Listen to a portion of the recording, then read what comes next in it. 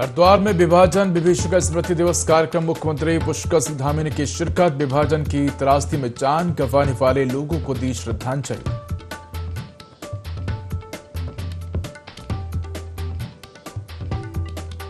हरिद्वार में सीएम धामी का कांग्रेस पर हमला। विक्टिम कार्ड से नहीं चलेगा प्रोपेगेंडा। कांग्रेस के विरोध प्रदर्शन ने धार्मिक भावनाओं को किया आहत।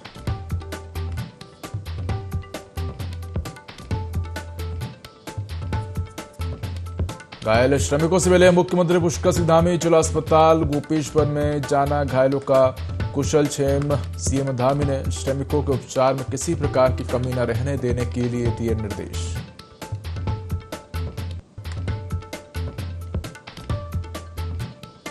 पीपलकोटी टनल हादसे को लेकर मंत्री मदन कौशिक ने एसईओसी पहुंचकर राहत एवं बचाव कार्यों की समीक्षा की है। लापता लोगों की तलाश के लिए संचालित सर्च एवं रेस्क्यू अभियान को पूरी गंभीरता के साथ जारी रखने के दिए निर्देश।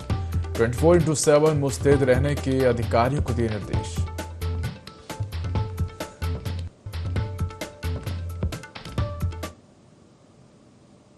नमस्कार, मैं हूं देवभूमि लाइव में आपका स्वागत है। बुलेटिन की शुरुआत करेंगे तमाम बड़ी खबरों के साथ। अगस्त 1947 के विभाजन की त्रासदी और उसके दर्द को याद करते हुए हरिद्वार के प्रेमनगर आश्रम में विभाजन विभीषिका स्मृति दिवस का आयोजन किया गया। उत्तरांचल पंजाबी महासभा के तत्वावधान और उत्तराखंड सरकार के सहयोग से आयोजित इस कार्यक्रम में मुख्य अतिथि के रूप में उत्तराखंड के मुख्यमंत्री पुष्कर सिंह धामी ने शिरकत की। कार्यक्रम के दौरान मुख्यमंत्री ने 1947 के बंटवारे में जान गंवाने वाले करीब 12 लाख निर्दोष लोगों को भावभीनी श्रद्धांजलि अर्पित की। मीडिया से बात करते हुए मुख्यमंत्री पुष्कर सिंह धामी ने कांग्रेस पार्टी की कार्यप्रणाली और मानसिकता पर जमकर हमला बोला। सीएम धामी ने कहा कि मल्लिकार्जुन खड़गे जी देश के बहुत सम्मानित नेता हैं और उनका अपमान देवभूमि उत्तराखंड में किसी भी कीमत पर नहीं हो सकता, कोई सोच भी नहीं सकता। कांग्रेस पार्टी ने अपनी घिनौनी मानसिकता का परिचय देते हुए दलित कार्ड खेलने का प्रयास किया है, जैसे उत्तराखंड और देश की जनता भली भांति देख रही है। सीएम धामी ने आगे कहा कि भारतीय जनता पार्टी का उस घटना या विरोध प्रदर्शन से कोई संबंध नहीं था।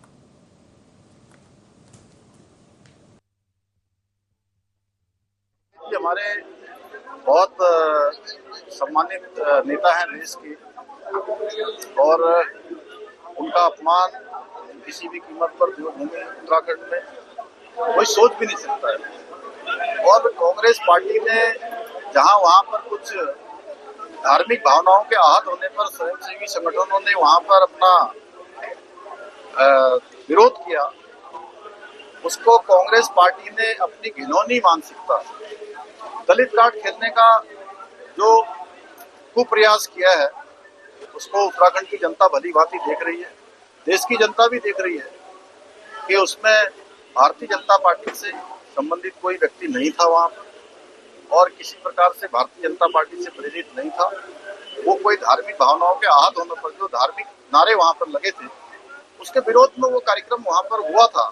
उसको इस प्रकार का रंग देना, ये कांग्रेस की मानसिकता उनकी दर्शाता है। किसी भी तरह से एन केन प्रकारेण उनको सत्ता चाहिए, उनको विक्टिम कार्ड खेलना है। और पूरा देश जानता है कि किस प्रकार से बाबू जगजीवन राम जी के साथ उन्होंने किया, किस तरह से सीताराम केसरी उनके अध्यक्ष थे, उस समय उनको किस प्रकार से अपमानित किया गया। डॉक्टर भीमराव अंबेडकर जी को लंबे समय तक वो सम्मान नहीं दिया। वही सब काम आज प्रधानमंत्री आदरणीय मोदी जी के नेतृत्व में हो रहा है। आज अनुसूचित समाज, वंचित समाज, दलित समाज के लिए लगातार काम हो रहा है। हमारे उन महापुरुषों को उनका स्मरण किया जा रहा है, पीढ़ी दर पीढ़ी उनका सभी वो याद करें, उनका स्मरण करें। पूज्य संत रविदास जी की जयंती पर पूरे राज्य के, पूरे देश के अंदर कार्यक्रम हो रहे हैं, तो कांग्रेस पार्टी के पेट में दर्द हो रहा है। इस प्रकार का झूठा प्रोपेगेंडा चलने वाला नहीं है, पूरा राज्य देख रहा है। राज्य भाजपुर के सुल्तानपुर पट्टी नगर पंचायत में स्वतंत्रता दिवस के उपलक्ष्य में भव्य तिरंगा यात्रा निकाली गई। बारिश के बावजूद स्कूली बच्चों का उत्साह कम नहीं हुआ। हाथों में तिरंगा लेकर बच्चों ने देशभक्ति के नारों के साथ पूरे जोश से यात्रा में हिस्सा लिया। यात्रा में शिक्षक शिक्षिकाओं के साथ क्षेत्रीय जनप्रतिनिधि भी शामिल हुए हैं। बारिश के बीच तिरंगे लहराते बच्चों और गूंजते देशभक्ति नारों से पूरा माहौल राष्ट्र प्रेम से सराबोर नजर आया। इस दौरान बच्चों ने देश की एकता और अखंडता का संदेश दिया है। भाजपा नेता मनोज पाल ने बच्चों के उत्साह की जमकर सराहना की। उन्होंने कहा कि बारिश भी बच्चों का मनोबल नहीं तोड़ सकी। तिरंगे और राष्ट्र के प्रति बच्चों का जोश बेहद सराहनीय है। यात्रा के दौरान अनुशासन और देशभक्ति का अद्भुत संगम देखने को मिला।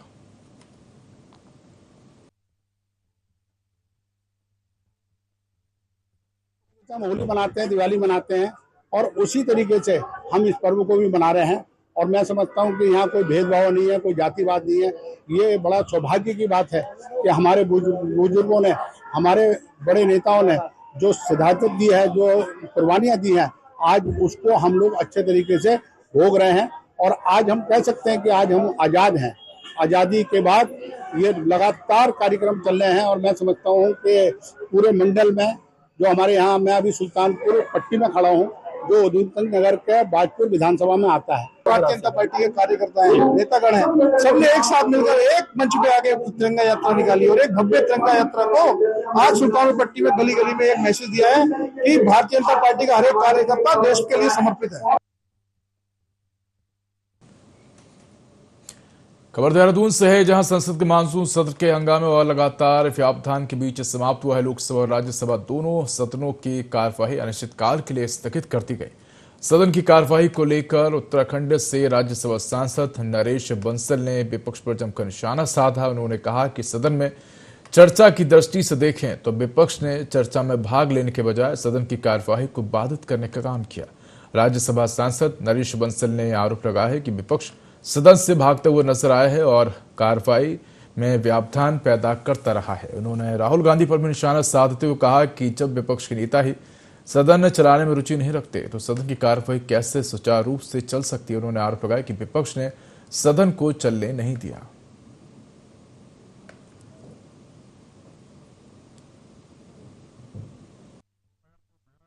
करने से 12 के 12 बिल पास हुए हैं, किंतु चर्चा की दृष्टि से देखें तो चर्चा नहीं हो पाई है और चर्चा में भाग लेने से विपक्ष हमेशा भागता रहा है, नई नई शर्तें लगाता रहा है।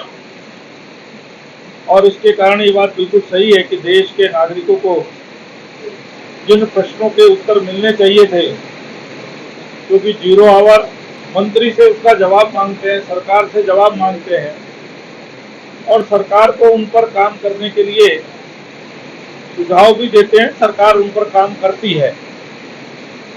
तो हजारों ऐसे प्रश्न अनुत्तरित रह गए जिनका जवाब देश की जनता के सामने आना चाहिए था। विपक्ष ने हठधर्मिता के कारण, रोज नित नई मांगे बदलने के कारण सदन को बाधित किया, चलने नहीं दिया। देहरादून के परेड ग्राउंड में 80वें स्वतंत्रता दिवस के अवसर पर होने वाले मुख्य राज्य स्तरीय समारोह स्थल पर तैयारियां अपने अंतिम चरण में है, जहां 15 अगस्त को स्वतंत्रता दिवस के अवसर पर मुख्यमंत्री पुष्कर सिंह धामी राष्ट्रीय ध्वज फहराएंगे। सुरक्षा और व्यवस्था के मद्देनजर शहर में व्यापक तैयारियां और ट्रैफिक डायवर्जन लागू किए गए हैं। साथ ही मंच और बैठने की व्यवस्था की तैयारी को अंतिम रूप दिया जा रहा है, जिसका जायजा लिया IND24 संवाददाता विनय सूद ने।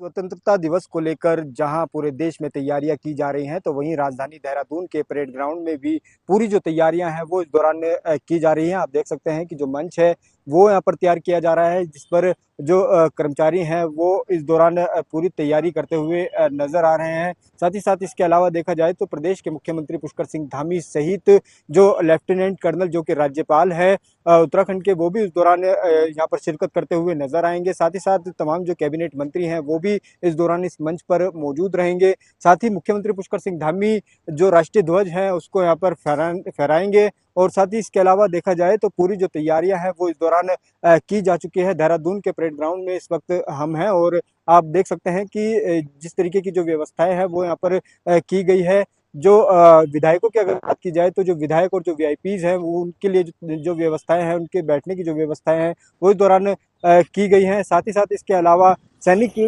परिवार के जो लोग हैं वो भी इस दौरान यहाँ पर मौजूद रहेंगे। इसके अलावा देखा जाए तो स्कूली जो छात्र हैं वो भी इस दौरान इस कार्यक्रम में शामिल होंगे। तो कुल मिलाकर देखा जा सकता है कि पूरी जो तैयारी है, तैयारियों में जो पूरा प्रशासन है वो इस दौरान जुटा हुआ है। इसके अलावा देखा जाए तो रूट भी जो है पूरी तरीके से डाइवर्ट इस दौरान रहेगा, क्योंकि जिस तरीके से देखा जाए तो जो जीरो जोन है वो इस दौरान देहरादून के परेड ग्राउंड के आसपास रखा गया है। इसके अलावा देखा जाए तो जो ट्रैफिक जो है इस दौरान ना लग सके उसको लेकर के भी पूरी जो तैयारियां हैं वो पुलिस प्रशासन द्वारा यहाँ पर पूरी कर ली गई है, और ऐसे में पार्किंग की जो व्यवस्थाएं हैं वो भी कई जगहों पर बनाई गई है। देहरादून से ND24 के लिए कैमरा सहयोगी हरीश भट्ट के साथ विनय।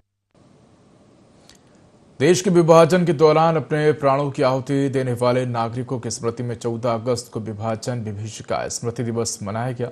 इस अवसर पर हरिद्वार पुलिस द्वारा पुलिस कार्यालय, पुलिस लाइन सहित सभी थाना कार्यालय और शाखाओं में कार्यक्रम आयोजित किए गए। कार्यक्रम के दौरान भारत विभाजन की त्रासदी में जान गंवाने वाले नागरिकों को श्रद्धांजलि अर्पित की गई। पुलिस अधिकारियों और कर्मचारियों ने 2 मिनट का मौन रखकर मृतकों को याद किया और विस्थापित परिवारों के संघर्ष को नमन किया। इस दौरान राष्ट्रीय एकता, सामाजिक समरसता और देश की अखंडता को मजबूत बनाए रखने का संदेश दिया गया। साथ ही विश्व शांति और आपसी भाईचारे के मूल्यों को सुदृढ़ करने का संकल्प लिया गया।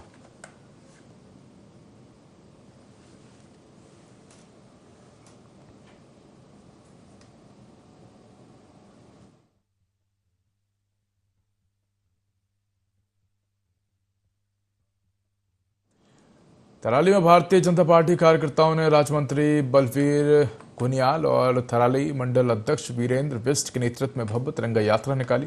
भाजपा कार्यालय से शुभ यात्रा भैरव मंदिर तक पहुंची। यात्रा में स्कूली छात्र छात्राओं, भाजपा कार्यकर्ताओं और विभिन्न संगठनों के पदाधिकारियों ने हिस्सा लिया। हाथों में तिरंगा लेकर लोगों ने भारत माता की जय और वंदे मातरम के नारे लगाए, जिससे पूरा थराली बाजार देशभक्ति के रंग में रंगा नजर आया।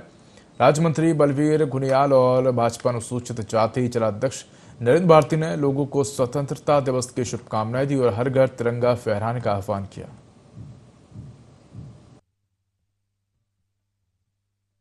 परिप्रेक्ष्य में आज पूरे देश के अंदर में तिरंगा यात्रा लोगों के द्वारा निकाली जा रही है, जिस क्रम को आगे बढ़ाते हुए आज थराली में अपने कुलसारी से है, चाहे थराली या जनपद चमोली की भी तमाम स्थानों पर जो है कि तिरंगा यात्रा को स्कूली बच्चों के साथ और अपने क्षेत्र के सम्मानित लोगों के साथ और कार्यकर्ताओं के साथ आज यहाँ पे किया गया।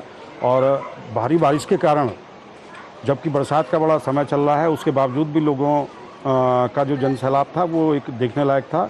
और ये तिरंगा यात्रा आज यहाँ पे हम सभी कार्यकर्ताओं और क्षेत्र के लोगों द्वारा निकाली गई है। आप सभी देश प्रदेशवासियों को, क्षेत्रवासियों को स्वतंत्रता दिवस की हार्दिक शुभकामनाएं। आज जो है हमारे सोलपट्टी से भी काफ़ी लोग आए थे, जहां इस समय बारिश के काफ़ी संभावना है और बारिश की काफ़ी दिक्कत है। इसके कारण भी जो है काफ़ी लोग पहुंचे और यहां पर जो भव्य और दिव्य कार्यक्रम हुआ, इसमें मैं सभी कार्यकर्ताओं का, सभी थराली के मंडल में और थराली की जनता का आभार व्यक्त करता हूं। बच्चों का, खेल प्रेमियों का, सभी लोगों ने जो है बढ़ चढ़ कर भाग लिया है और इस तिरंगा रैली को सफल बनाने में आप सभी का बहुत बड़ा सहयोग रहा। धन्यवाद। हमारे जनपद चमोली के थराली में हर हर तिरंगा घर घर तिरंगा कार्यक्रम के तहत तिरंगा यात्रा का बहुत सफल कार्यक्रम रहा। जबकि बहुत झमाझम बारिश थी, लेकिन फिर भी लोग उमड़ घुमड़ के आए। आपने देखा बहुत बड़ी संख्या में हमारे कार्यकर्ता, आम जनमानस तिरंगा यात्रा में जुड़ा हुआ है। यह तिरंगा हमारे भारत का शान है, हम सबकी आन बान और शान है। टोईवाला के भनियावाला में बजरंग दल कार्यकर्ताओं ने गौ तस्करों को पकड़कर जौली ग्रांट पुलिस के हवाले कर दिया। बता दें कि जौली ग्रांट एयरपोर्ट से हरिद्वार की ओर जा रही एक संदिग्ध मैक्स पिकअप को पीछा करते हुए जब बजरंग दल कार्यकर्ताओं ने पकड़ा तो गाड़ी में 3 से 4 गौवंश मिले हैं। इसके बाद बजरंग दल कार्यकर्ता गाड़ी को जौली ग्रांट चौकी ले गए और गौ तस्करों को पुलिस के हवाले कर दिया। फिलहाल पुलिस मामले की जांच कर रही है। बता दें कि बजरंग दल कार्यकर्ताओं ने बताया कि पिछले कई दिनों से वन गुर्जरों के माध्यम से गौवंशों को वाहन भरकर वध के लिए ले जाने की सूचना मिल रही थी और इस सूचना के आधार पर कार्यकर्ताओं ने सतर्कता बरतते हुए वाहन को पकड़ लिया।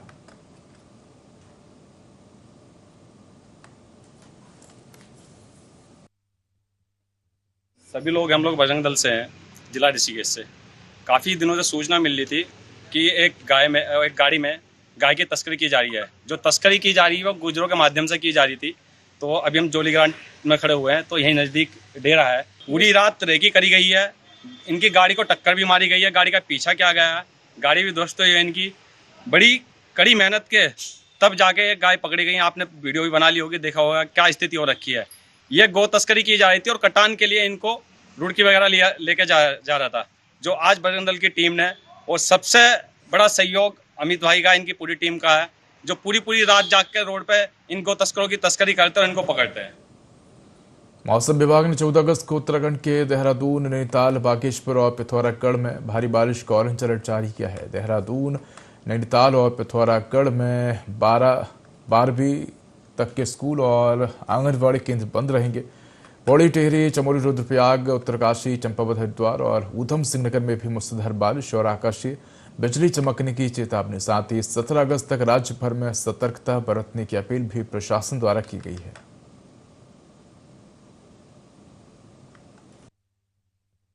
तारीख से, जैसे हमने पहले ही बताया था, 14 से 17 एक्टिविटी थोड़ा सा और बढ़ने के चांसेस हैं।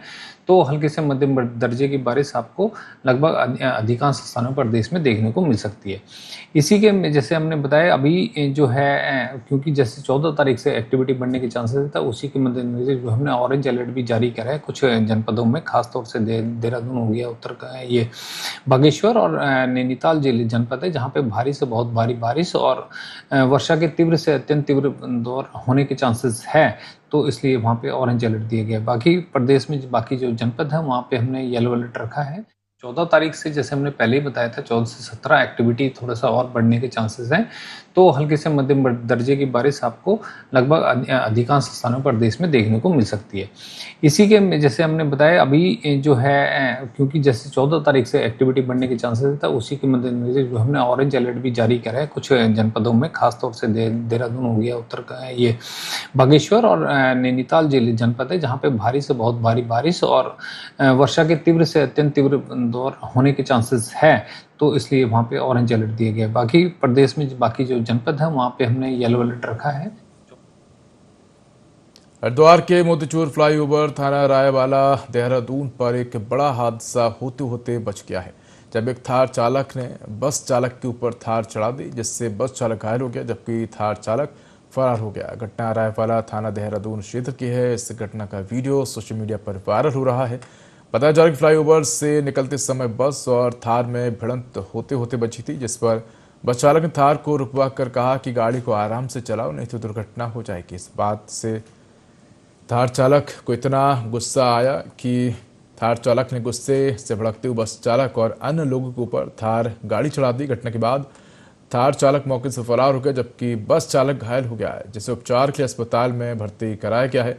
घटना का वीडियो सोशल मीडिया पर तेजी से वायरल हो रहा है। घटना के संबंध में रायवाला थाने देहरादून को सूचना दी गई है। घटना के संबंध में थाना रायवाला देहरादून ने मुकदमा दर्ज किया है और चालक की तलाश शुरू कर दी है। वहीं थाना प्रभारी रायवाला देहरादून का कहना है कि थार गाड़ी चालक की गिरफ्तारी अति शीघ्र कर ली जाएगी।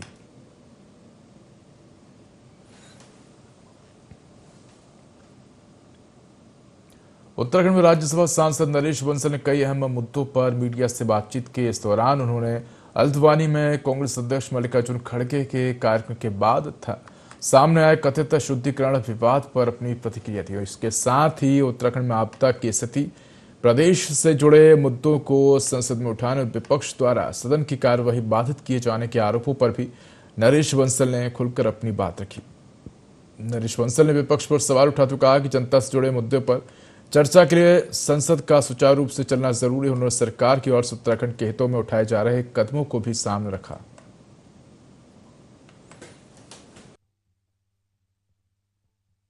श्री जेपी नड्डा जी ने भारतीय जनता पार्टी का स्टैंड क्लियर किया है कि हम किसी भी प्रकार के उत्पीड़न को स्वीकार नहीं करते हैं, हम किसी प्रकार की छुआछूत को बर्दाश्त नहीं करते हैं। हमारा इतने वर्षों का जो चरित्र है ये भी बताता है। लेकिन फिर भी खड़गे जी ने कहा है तो हम उससे दुखी हैं। अगर उन्होंने दुखी हृदय से कहा है और उसकी सरकार और संगठन जांच करें।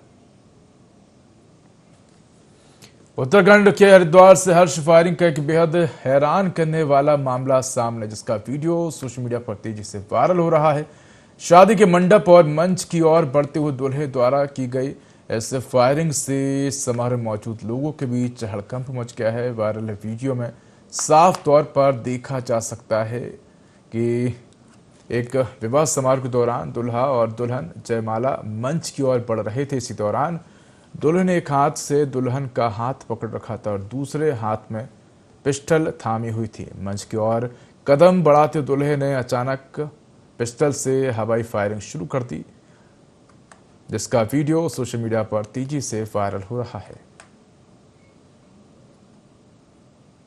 खबर चमोली से है, जहां सीएम धामी ने टीएचडीसी टनल हादसे के घटनास्थल का स्थलीय निरीक्षण किया और रेस्क्यू अभियान का जायजा लिया। सीएम पुष्कर सिंह धामी ने टनल के अंदर जाकर बचाव एवं राहत कार्यों का जायजा लिया है।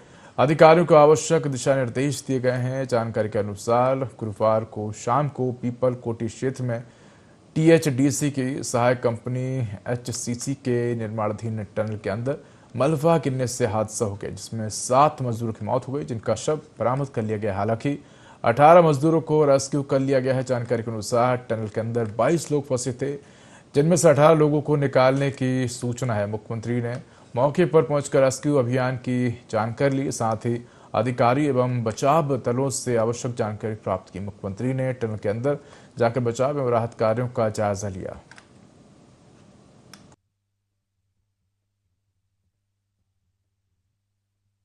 जो यहाँ पर घटना हुई है उसके कारण से जो कुल 22 लोग ऐसा अनुमान यहाँ पर बताया गया कि 22 लोग कुल काम कर रहे थे। उसमें से 3 लोगों को छोड़ के बाकी सभी लोग रेस्क्यू हो गए हैं और जो गंभीर रूप से घायल हैं उनको यहाँ एडमिट किया है अस्पताल में। और कुछ लोगों के लिए बेस में भी बात की गई है कि बेस में अगर जिनको भेजना है बेस में भेजा जाएगा।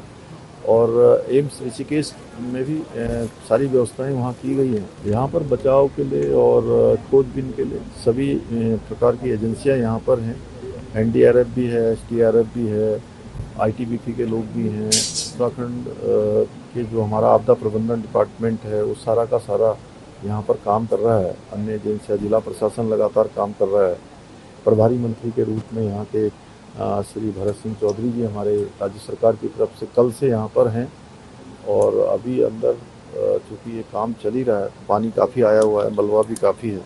हमारा प्रयास है कि सभी को जल्दी से जल्दी निकाला जाए और जो समुचित इलाज है वो समुचित इलाज करवाया जाए।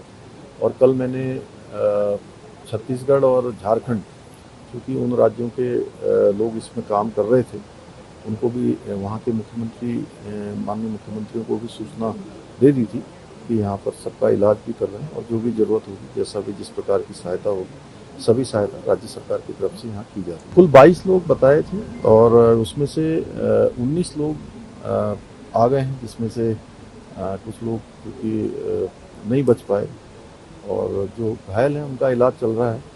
उनको ठीक प्रकार से ठीक करने के लिए हर तरह के जितने भी संसाधन हो सकते हैं सब किए जा रहे हैं। हादसा इतना अचानक हुआ है कि उसमें स्थिति तभी क्लियर हो पाएगी जब थोड़ा पानी भी उसमें से बाहर निकल पाएगा। और कल आदरणीय गृह मंत्री जी ने इस पर पूरी जानकारी दी और हर संभव उन्होंने भी सहायता का आश्वासन दिया था। आपको चूँकि वो बार बार इसकी चिंता कर रहे थे, उन्होंने कहा कि जो भी भारत सरकार की तरफ से सहयोग हो, सहयोग किया। तो फिलहाल इस बुलेटिन में इतना ही। खबरों का अधिक अपडेट के देखते रहिए N24। नमस्कार।